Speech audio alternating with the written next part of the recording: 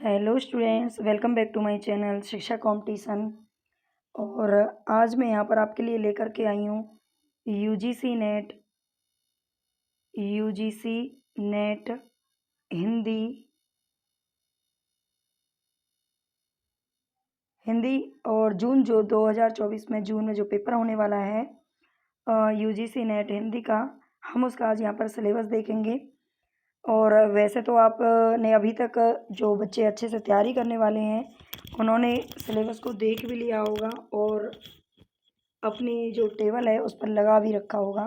लेकिन फिर भी कुछ हमारे भाई बहन ऐसे होते हैं जो सिलेबस पे ज़्यादा ध्यान नहीं देते, बस कोई भी बुक मिल गई या कोई भी वीडियोस बस उसको देखते चले जाते हैं। लेकिन हम अगर किसी भी एग्ज़ाम की तैयारी करते हैं तो सबसे पहला हमारा जो काम होता है वो होता है सिलेबस को देखना। मतलब सिलेबस को आप अच्छे से देखें, उसको पढ़ें 2-3 बार और फिर तैयारी करना शुरू करें। तो ये हमारा सिलेबस है। इस बार कोई भी मतलब काफ़ी ये सुनने को मिला था कि सिलेबस चेंज होगा, बट सिलेबस चेंज नहीं हुआ।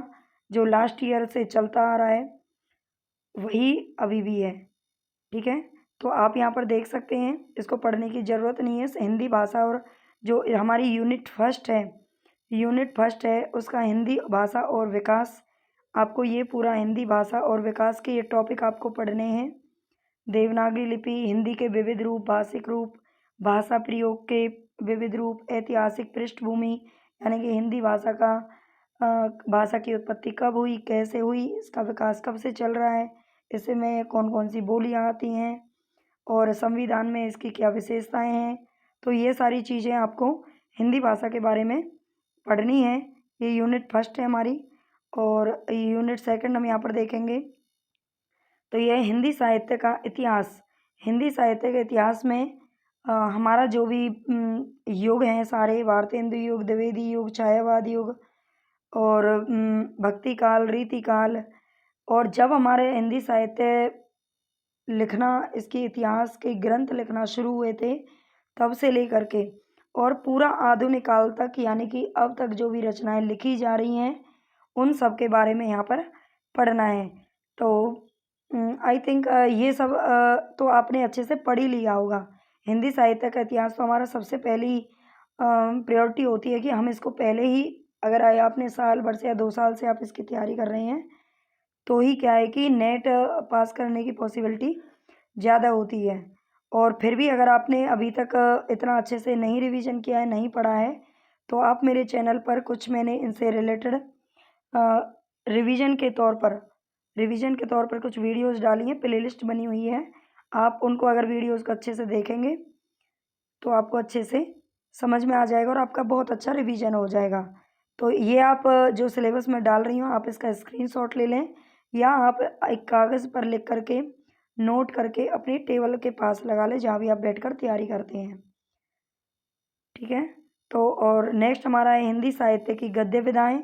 गद्य विधाओं में आप जानते हैं उपन्यास, कहानी, नाटक, निबंध और प्रवासी साहित्य, ये इसमें आते हैं। जितना आपको सिलेबस में मेंशन कर रखा है आप गद्य विधाओं में वही पढ़ें, बहुत ज़्यादा आपको पढ़ने की ज़रूरत नहीं है। आप एक्स्ट्रा मतलब विद्वान बनने की अभी कोशिश ना करें, अब धीरे धीरे बाद में कितना भी चाहे नॉलेज ले लें, लेकिन अभी ये आपकी जो प्रायोरिटी है वो पेपर को पास करने की होनी चाहिए। तो आप बस सिलेबस को अच्छे से देखें और उसी के अनुसार पढ़ते रहें। ये हमारा यूनिट 4 है। यूनिट 4 है हमारा साहित्य शास्त्र। साहित्य शास्त्र यानी कि आप जानते हैं जो हमारा काव्य शास्त्र है, काव्य शास्त्र में पाश्चात्य काव्य शास्त्र और हमारे जो काव्य शास्त्र है ये दोनों ही इसमें आते हैं। पाश्चात्य काव्य शास्त्र भी इसमें पढ़ना है और लेकिन ज़्यादा नहीं है, इसमें 3-4 टॉपिक हैं। एक तो प्लेटो का काव्य सिद्धांत, अरस्तु वाला, वर्ड्सवर्थ वाला और कॉलरिज कल्पना और फैंटेसी का और टी.एस. एलियट। ठीक है, यहीं तक यही 4 टॉपिक इसके पढ़ने हैं आपको। तो आपको ज़्यादा मतलब बहुत ज़्यादा लोड लेने की ज़रूरत नहीं है कि नेट बहुत ज़्यादा टफ होता है या फिर नहीं हो पाएगा। अगर आप सिलेबस अच्छे से देखेंगे और उसका अच्छे से रिवीजन भी कर लेंगे तो अच्छे से आप नेट निकाल सकते हैं। और नेक्स्ट यहाँ पर देखिए, ये इसमें टी.एस. एलियट, आई. रिचर्ड्स, रूसी रूपवाद, नई समीक्षा और मिथक मिथक, फन, फैंटेसी, कल्पना, प्रतीक, बिंब, ये टॉपिक हैं जो साहित्य शास्त्र से लिए गए हैं। और नेक्स्ट हमारा जो टॉपिक है वो है वैचारिक पृष्ठभूमि।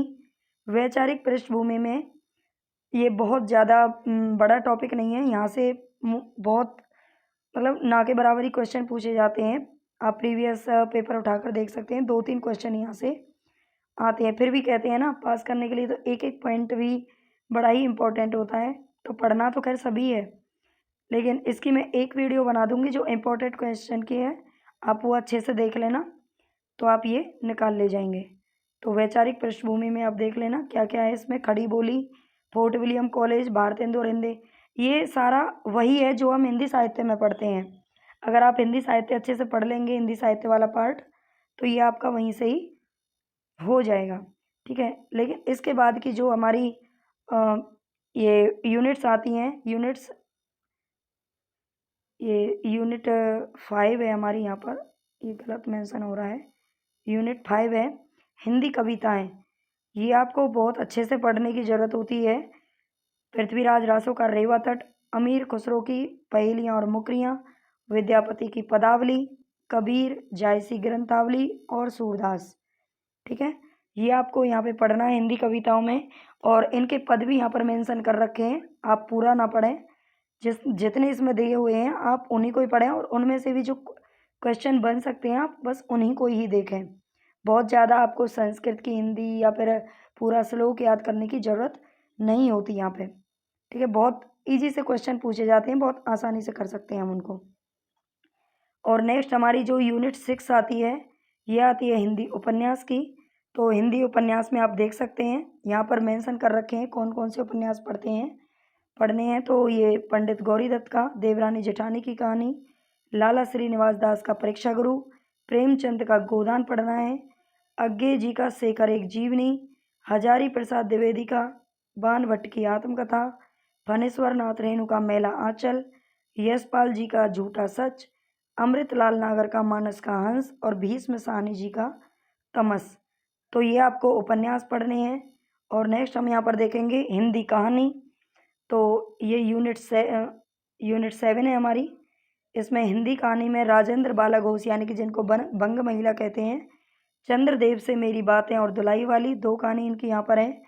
माधव राव सप्रे की एक टोकरी भर मिट्टी, सुभद्रा कुमारी चौहान की राही, प्रेमचंद की ईदगाह और दुनिया का अनमोल रत्न, राजा राधिका रमन प्रसाद सिंह का कानों में कंगना, चंद्रधर शर्मा गुलेरी जी का उसने कहा था, जयशंकर प्रसाद जी का आकाशदीप।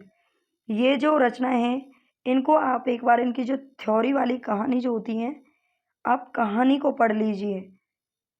जैसे कि छोटे बच्चे की जो बुक होती हैं, हिंदी वाली बुक, तो हिंदी हो या इंग्लिश हो, उसमें जो स्टोरी होती है अगर आप उसको एक बार अच्छे से पढ़ लें तो उससे बनने वाले हर क्वेश्चन को हम आसानी से कर सकते हैं।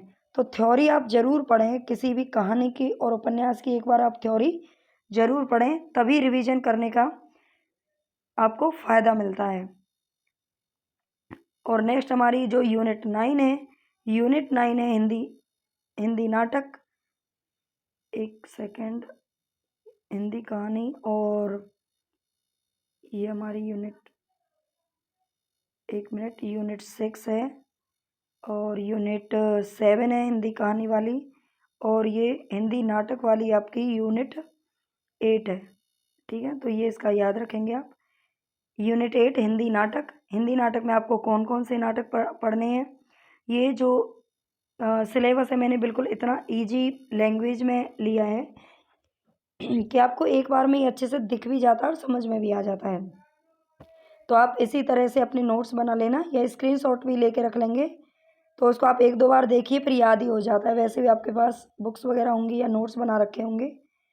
फिर भी मैं यूनिट 5 से लेकर के और यूनिट 10 तक आपको कुछ इम्पोर्टेंट क्वेश्चंस कराऊंगी इस चैनल पर। तो आप प्लीज़ चैनल को लाइक मतलब सब्सक्राइब ज़रूर कर लेना, बेल आइकन को प्रेस कर लेना ताकि आपको नोटिफिकेशन मिल जाए आने वाली वीडियोज़ का। तो वो आप अच्छे से अगर यहाँ से देखेंगे तो आपका रिवीजन बहुत अच्छा हो जाएगा। तो हिंदी नाटक में आपको भारतेंदु, जयशंकर प्रसाद, धर्मवीर भारती, और देखिए जो यूजीसी नेट है, एनटीए इसको कंडक्ट कराता है और एनटीए ने ना ये 2-3 इसमें मिस्टेक कर रखी हैं सिलेबस में। तो ये मिस्टेक भी आप ज़रूर देख लेना। कई बार क्या है कि हम इस पे ध्यान नहीं देते, सिलेबस पूरा कर लेते हैं, पढ़ लेते हैं, लेकिन मिस्टेक पे ध्यान नहीं देते। और सिंदूर की होली, कई बार ऐसा होता है कि जैसे नाटक यहाँ पे दे दिया और नाटक का आपको लेखक पूछ लिया गया, ठीक है? तो लेखक आप क्या करेंगे, लक्ष्मी नारायण लाल ही कर देंगे। लेकिन इसके जो लेखक हैं वो लक्ष्मी नारायण लाल नहीं, बल्कि कौन है, लक्ष्मी नारायण मिश्र जी हैं। कौन है, लक्ष्मी नारायण मिश्र। ये एक जैसे नाम है। ये कई सालों से इसमें मिस्टेक चली आ रही है, लेकिन एनटीए ने ध्यान ही नहीं दिया। तो आपको और हमें तो ध्यान देने की ज़रूरत है, ठीक है? क्योंकि पेपर हमें पास करना है ना, किसी भी एजेंसी को नहीं करना होता। तो चलिए, आप इसको ज़रूर मिस्टेक को सुधार लेना अपने नोट्स में।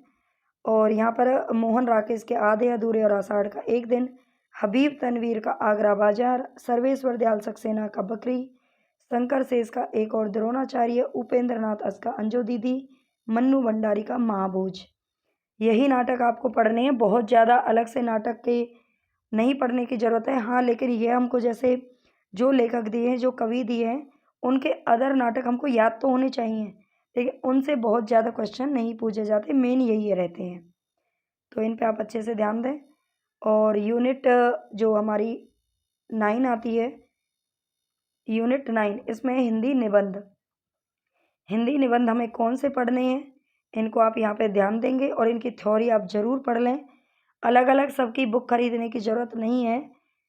कोई भी एक बुक आती है, आप उसमें कोई भी आप एक अच्छी सी बुक ले लीजिए जो यूजीसी नेट के लिए आती है। जैसे दृष्टि की बुक है, और उसमें काफ़ी अच्छा मतलब मेंशन किया हुआ है। थ्योरी उसमें जितनी दी हुई है, आई थिंक उतनी काफ़ी होती है। थोड़ा बहुत और अदर क्वेश्चंस आप ऐसे यूट्यूब वगैरह से पढ़ सकते हैं।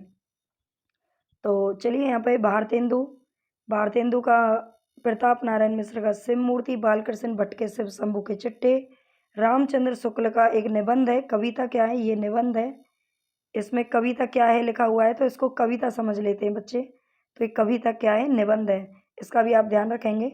हजारी प्रसाद द्विवेदी का नाखून क्यों बढ़ते हैं, विद्यानिवास मिश्र का मेरे राम का मुकुट भीग रहा है। तो ये आप इनको अच्छे से यहाँ पे देख लेंगे, आप स्क्रीनशॉट ले लेना।